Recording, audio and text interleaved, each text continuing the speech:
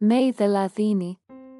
Ijumaa mwaka wa 2025. Chapa, Matendo 1:14. Hawa wote walikuwa wakidumu kwa moyo mmoja katika kusali, pamoja nao wanawake, na Mariamu mama yake Yesu, na ndugu zake. Ikiwa umetiwa chapa ya batizani ya Shetani, itakuwa haiwezekani wewe kuomba. Hutaweza kupanda mkondo wa neno, maombi, na uinjilisti. Matokeo yake, mtafuata njia ya wasioamini na mtaendesha shughuli zao.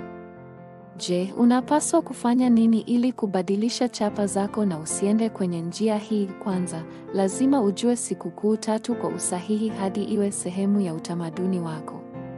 Sikukuu 3 zinaashiria Pasaka, Pentekoste na kukusanya. Pili, lazima ujue maana ya mlima Kalvari, mlima wa Mizeituni, na chumba cha juu cha Marko kabla ya kwenda nje katika ulimwengu. Lazima upate uzoefu huu na uinue hii kuwa kama mnara usiotikisika. Batizan kamili. 3, lazima ufanye urithi wa milele ambao Mungu alikupa kama batizani yako. Siri ya Mungu wa Utatu ni urithi wa kwanza. Asili ya kiti cha enzi ambapo kazi za ufalme wa Mungu zinaanzishwa ni urithi wa pili.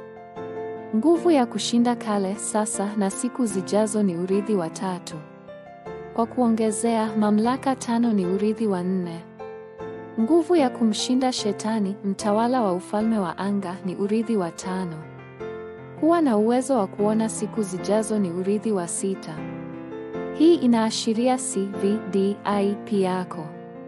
Mwisho, agizo kuu la Mungu, uwezo wa kutekeleza kumbi 3, ni urithi wa 7.